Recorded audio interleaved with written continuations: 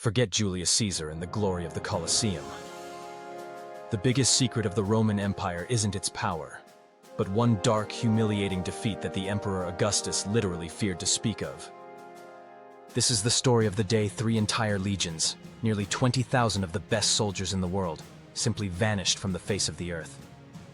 They didn't fall on an open field to a massive army. They were swallowed by a swampy, insignificant German forest, victims of the one thing Rome never planned for: arrogance and betrayal. The tragedy of Teutoburg is a psychological thriller, a 3-day descent into hell. It's the story of a cocky, complacent administrator named Varus, a brilliant, vengeful loyalist named Arminius, and the profound cultural blindness that convinced the world's greatest military machine that its enemies were already defeated. If you value the forgotten history, the brutal truth about Roman hubris, and the shocking scale of this blunder, stick with us.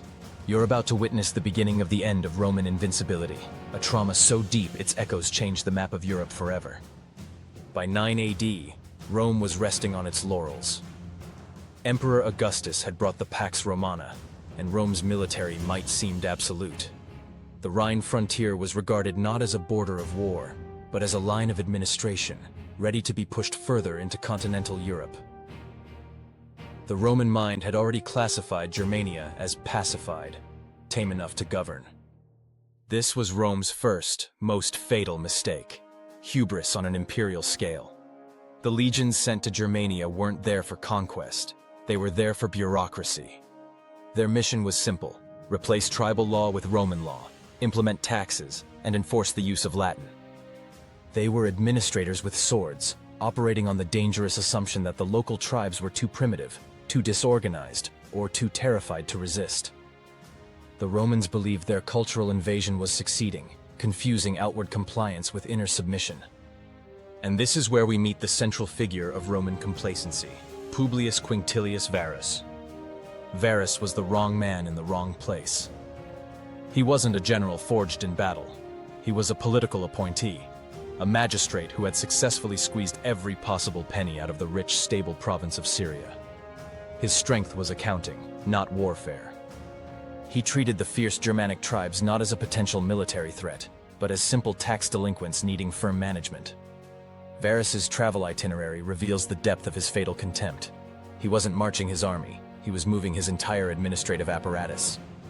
He traveled with a massive, unwieldy baggage train, known in Latin as the impedimenta, carrying not just essential supplies, but also furniture, heavy siege equipment, personal servants, wives, children, and a full retinue of clerks and judges ready to dispense Roman law.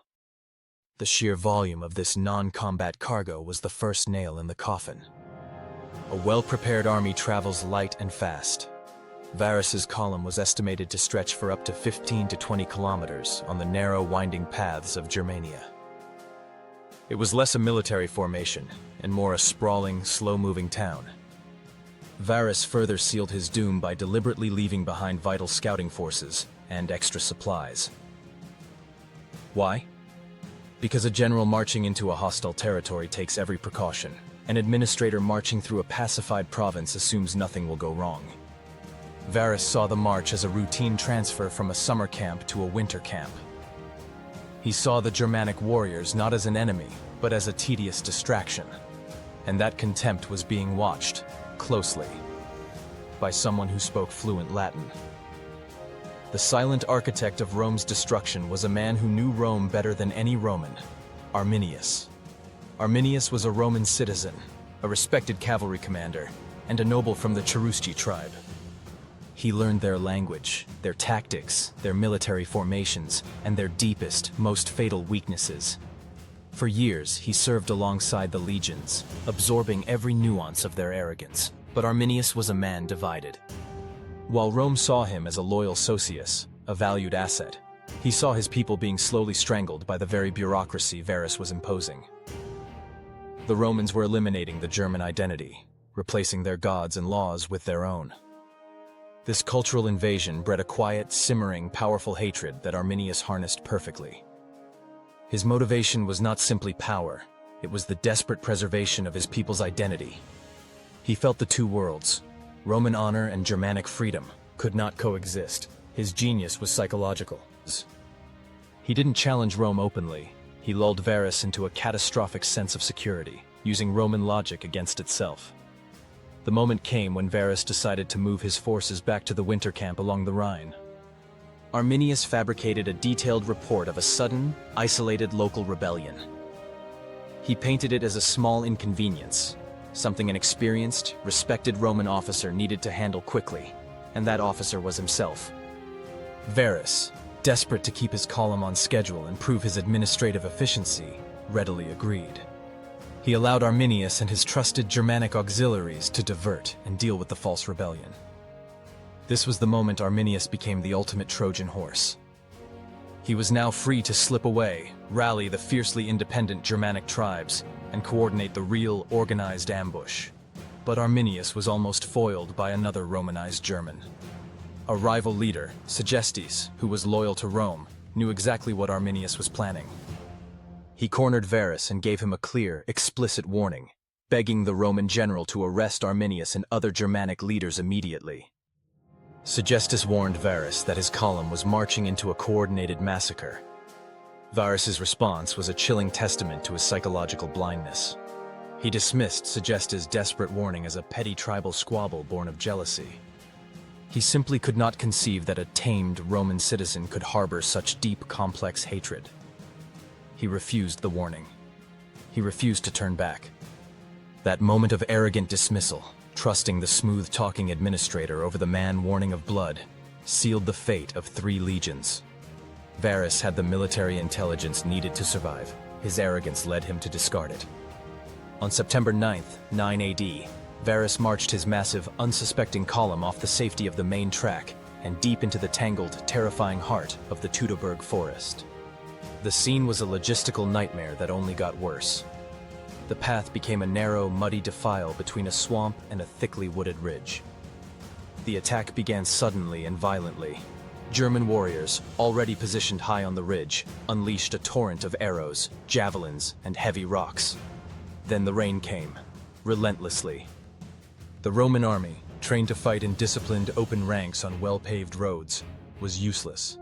They couldn't form the famous testudo tortoise formation. The tightly packed trees and the knee-deep mud rendered their tactics obsolete. Their leather armor was saturated, their shields heavy, and the mud sucked at their caligae, sandals, sapping their energy with every desperate step.